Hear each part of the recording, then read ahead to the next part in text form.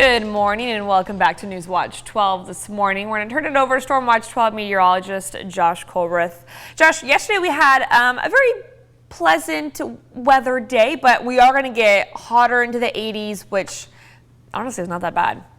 No, I wouldn't even say like hotter. I'd just say warmer. Warmer, yeah. I'd want to retire the hot word for this, but I don't know if we'll be able to completely retire it, so you'll all just have to stay tuned for that.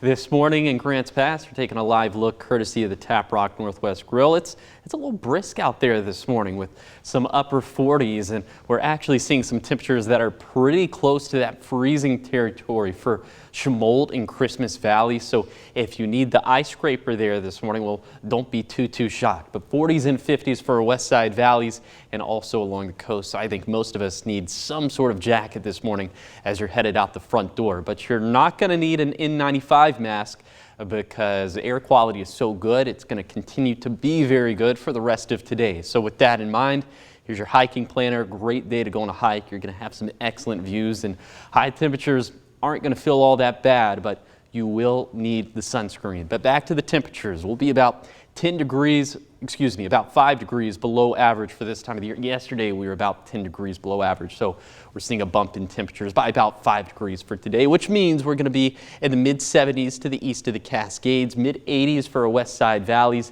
and then right near room temperature along the coast in Curry County. Winds will be very variable for today, maybe gusting upwards of 20 to 25 miles per hour. Nothing too significant. And like I've already mentioned, air quality pretty good, although we could have some very light haze for Siskiyou County and then portions of Lake County. And then for tonight, pretty clear skies still for inland spots. And then along the coast, maybe we could have some partly cloudy skies due to some marine layer impacts. But other than that, calm winds, clear skies, and overnight lows that may be just a bit warmer compared to what we're seeing for this morning, which means we'll be in the low to mid 40s to the east of the Cascades, low to mid 50s for our west side valleys, and low 50s along the coast in Curry County. And our forecast stays pretty similar for the next few days. So if you want to wash your car, well, Mother Nature is certainly not going to do that over the next 7 days. So we'll subtly warm up over the next week, getting to around average values by the time we get to this weekend. So subtly warming up, keeping things pretty dry.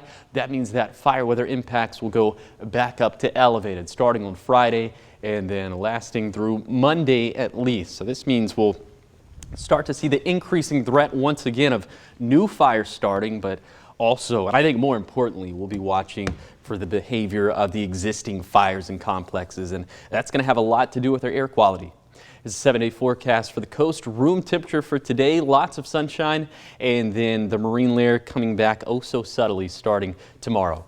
And then for Siskiyou County, just some very light haze for today, better air quality for tomorrow, and just a very nice forecast with lots of sunshine for the next week. For the Klamath Basin, it's looking like we stay under 80 degrees up until Monday, and then at that point it looks like we do break that threshold. For the mountains, good air quality near 75 degrees for today. So if you want to go up to the national park, I don't think it would be the worst idea on the planet. And then for the Rogue Valley, we'll be in the mid 80s for today through Friday. And then I hate to say it, but getting a little bit closer to 90 degrees starting this weekend.